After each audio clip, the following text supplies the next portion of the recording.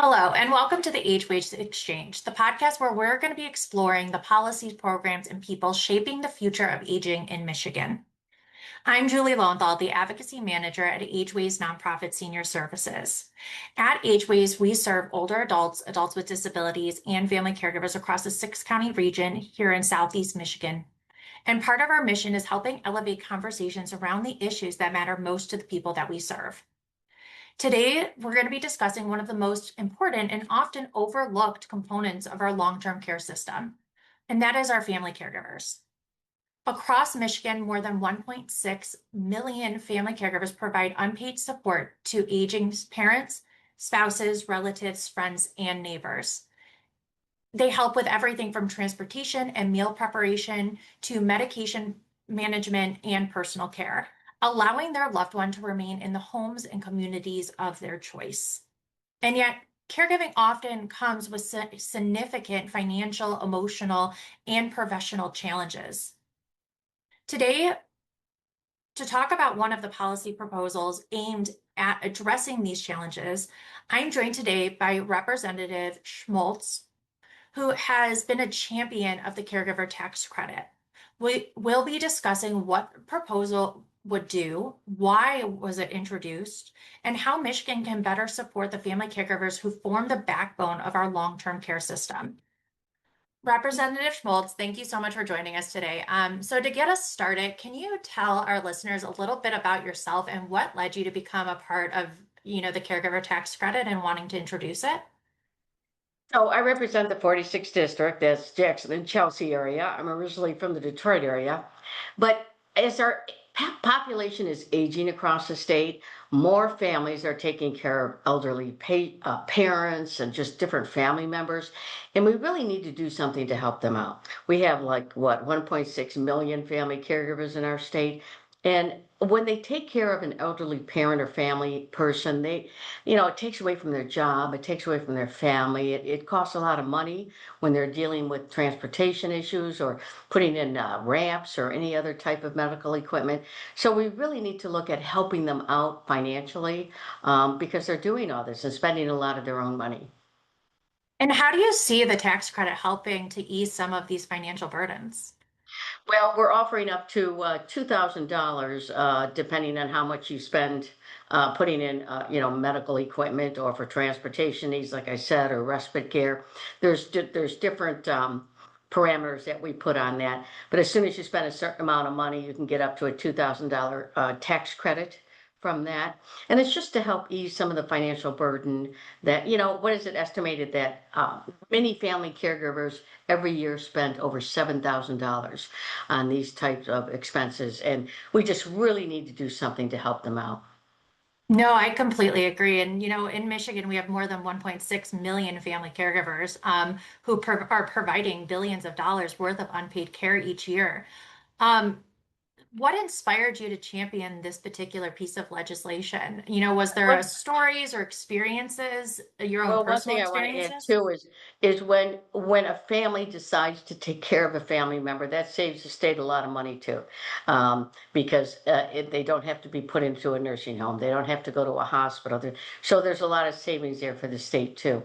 It inspired me. First of all, I took care of my elderly parents, and I had the means to do that, and but I saw everything that different people go through who were also taking care of their elderly parents and other family members, and then just watching this burden grow and grow, and then dealing with AARP and I, we got together to talk about this whole situation and what we could do to help out.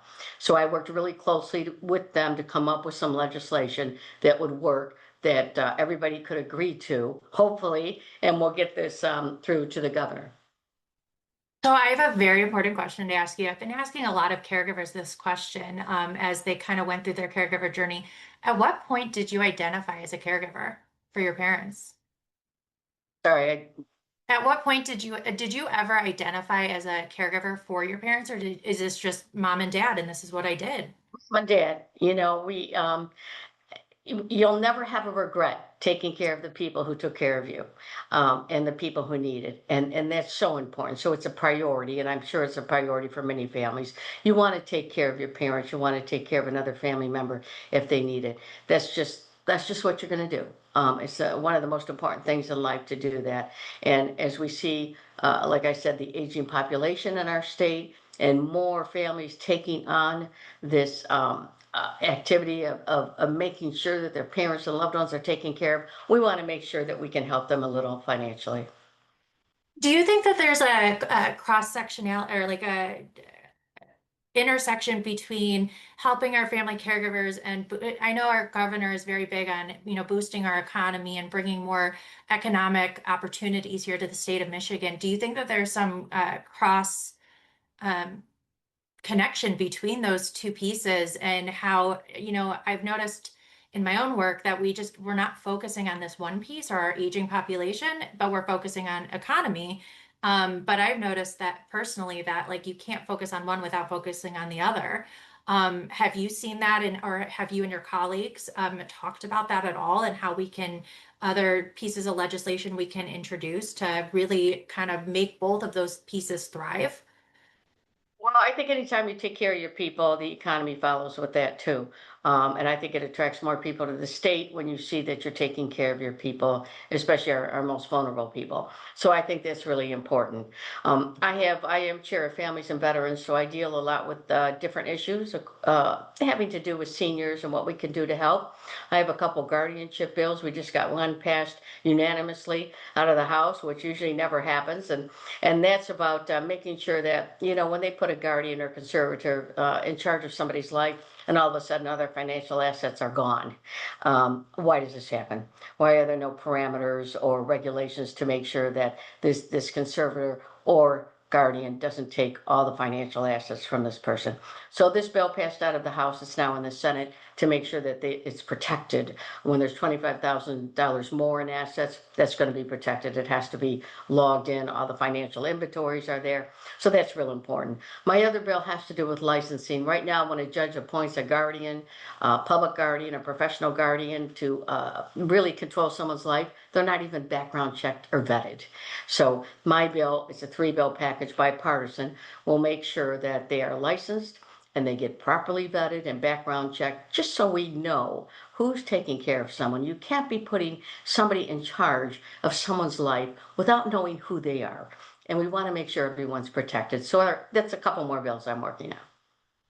And what is the response to both of your pieces of legislation? Because the guardianship, I know with MSAC, which is the National or Statewide Association of Advocates, has been very huge advocates for the guardianship bills on both sides of the aisle, as well as both chambers of the House and the Senate. But what has your response from from your colleagues been, in terms of both pieces of legislation, so the tax credit as well as the guardianship bills?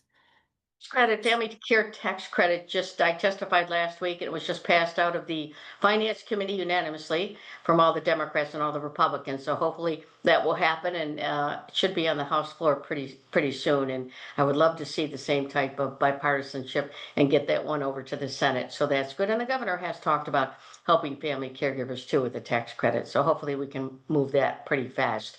The guardianship bills, we did pass out the financial exploitation, which is in the Senate, and the licensing was on the agenda yesterday. So hopefully if we don't get that through today, we'll do it next week. And what, I guess, in terms of the advocates that are listening to this, how can they support you? For sure, in terms of the tax credit, because I know that that's the next big haul is getting that to into the Senate. What can they do to help kind of push this piece of legislation, very important piece of legislation forward?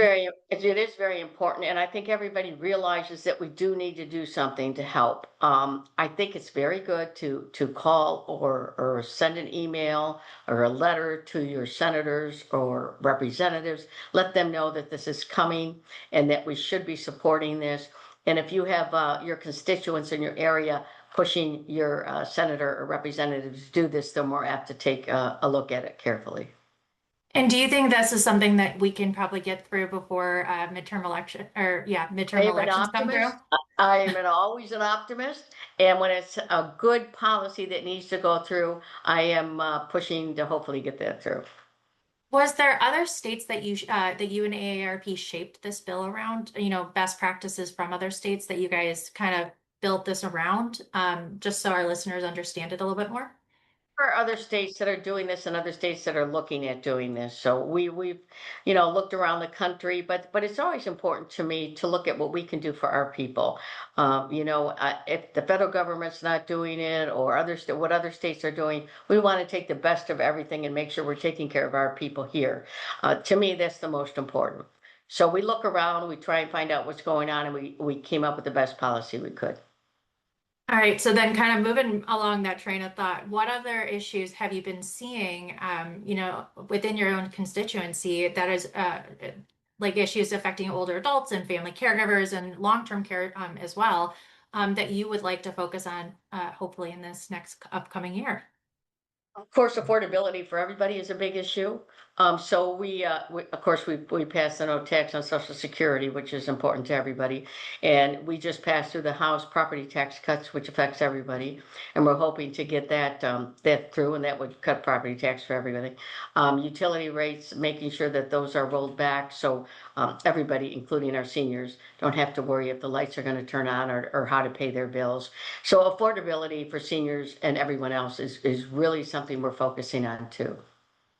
And is there anything dear to your heart that you're hoping, like I call them my pet projects when I have like a issue that I'm very passionate about, but I want to, and I want to get something through. Is there a pet project of yours that's dear to your heart that you're hoping to maybe work with your own colleagues on or The constituents? ones that we've talked about, the family care tax credit is really important to me. I want to get that through the guardianship bills. We got one of them through, and I want to get this other package through this today or next week. That's really important. Of course, I have a foster care package I want to get through with veterans. We just passed a hyperbaric oxygen treatment for our veterans here in the state that helps heal PTSD and traumatic brain injuries, and that passed out bipartisan through the House yesterday, going to the Senate. That's really important to help our veterans. There's a lot of different bills like that I have a dyslexia bill going on the floor today to make sure all our dyslexic kids can be taught in school through Orton Gillingham, which is the gold standard to teach dyslexics. We've known how to do it since 1930. We're just not teaching our kids. And teachers come to me and say, I have a dyslexic student. What do I do? Well, this will make sure that there's a teacher trained at each school district to teach our dyslexic kids, which is 15 to 20% of the population, 1 in 5. And these are kids, we're talking Walt Disney, Leonardo da Vinci, Winston Churchill, Keanu Reeves, Jennifer Aniston. All these people are dyslexic, very Some of our intelligent, brightest minds are actually, from what I've heard. Even very, very, Gavin Newsom out in California is, yeah, very. These people are, they're creative, intelligent. They just look at words and see it differently. They process differently, so they need to learn differently. And I was on the Michigan Dyslexia Institute board for a long time, so I watch a child go after they go through Wharton Gillingham, go from F's to A's. Their whole confidence level changes, their whole personality.